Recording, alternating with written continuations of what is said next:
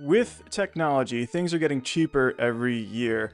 Previously $10,000 flat screen TVs are now $300 at Walmart. We have email, multiple choice tests which grade themselves, digital books, audiobooks, and so on. Yet college is getting more expensive? I thought AI was supposed to revolutionize everything and put everyone out of work. Why is college getting more expensive every year? Here's how you know the Department of Education is a for-profit business and not a public service designed to educate people. If you know about this sort of thing, please put in the chat how much you think it cost in 2026 to make an online college course, if you were to fund it out of your own pocket. I asked Gemini what it estimated the cost of creating an online bachelor's degree program in 2026 would be, and after all was said and done, factoring everything in, it estimated the cost to be between, at the most, $1 million and $2.5 million.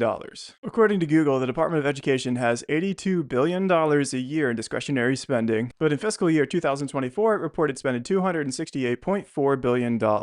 Well, let's just say it spends $250 billion to make it easy. So after spending $250 billion, the Department of Education can't manage to put out a single textbook or college course on something like math or welding or cybersecurity or to be an electrician or anything at all. It's not even trying. Even if it costs the Department of Education, which I'll now refer to as the DOE, a staggering $1 billion to create an online program. It would be 1/250th of their budget. If they updated the program every 4 years, it would cost 1/1000th their budget. But Gemini estimates the cost of $1 to $2.5 million for a college course.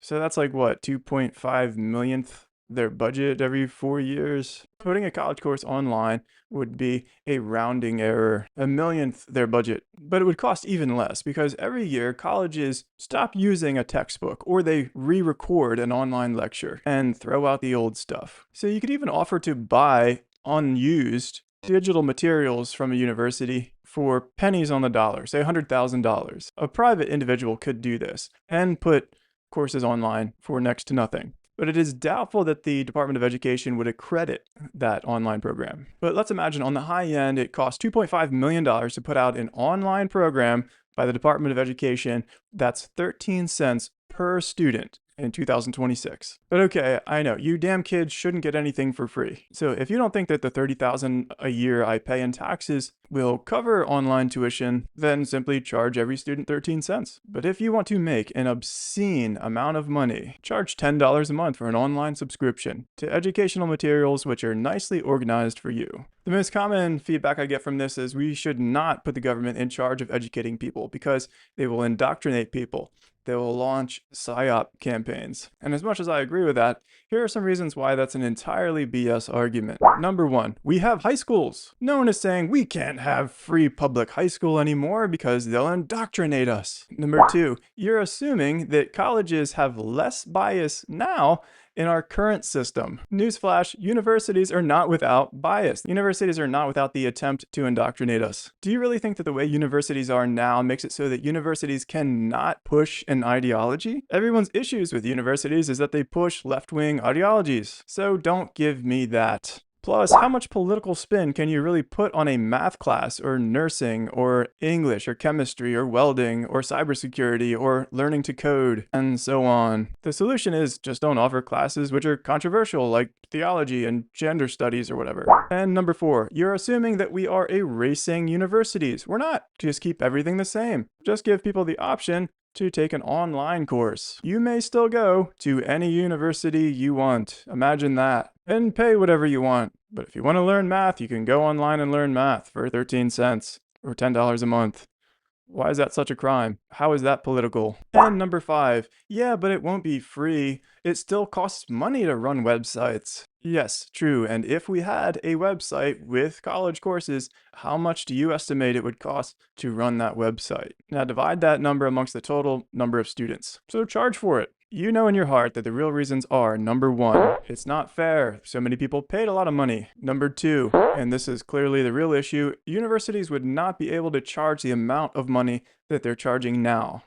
They would have to lower their prices. And number three, the Department of Education could not justify a $268 billion budget. Number four, and this is probably a real reason, Lots of banks and businesses depend on the Department of Education running things the way they are. Roughly $140 billion a year goes to banks in student loan interest. And despite public universities also making billions a year in tuition is only 16% of their income. So where does most of the other 84% come from, you might ask? Well, the federal government. So what does the Department of Education actually do? They don't educate people. They won't accredit cheap courses. They do direct you to third parties for loan servicing. And they do issue grants to universities. And by the way, every university is a for-profit university. The Department of Education sets a maximum for the amount of money a student can get a loan for through them. And schools often make their maximum the minimum they will charge per credit hour for tuition. Do you really think that the Department of Education's $250 billion is going towards thinking really hard of ways to provide good, inexpensive education? There's a reason why the Department of Education employs roughly 2,100 people, not 2,100 teachers. Why do you think that is? Use your head. Question things. And this is not a partisan thing. The Democrats are saying, we're trying to give you free stuff.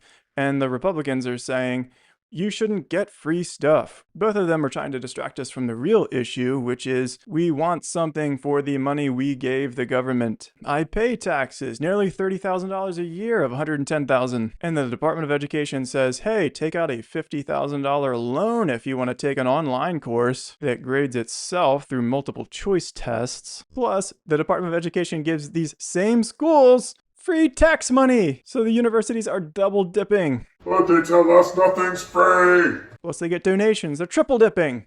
Plus they have for-profit businesses in the schools. They're quadruple dipping. This is absolutely insane. You can't make this stuff up. Warren unveiled her higher education plan today. Warren says it would all be paid for by imposing a 2% tax. The Democrats want us to be taxed more to pay for education. And the Republicans take my money and say, sorry, I can't give you free stuff. Every time I need a government service, I have to pay out of pocket for it. I drive on the roads, I pay tolls. I need a license, I have to pay $100 for it at some office. I need 2 copies, I pay an extra 50 cents per copy. Anytime I need a government service, I pay out of pocket for it. I even provide my own security. What are we getting for the money we give you? We get schools that charge us too much. The government doesn't have an income problem. It has a spending problem.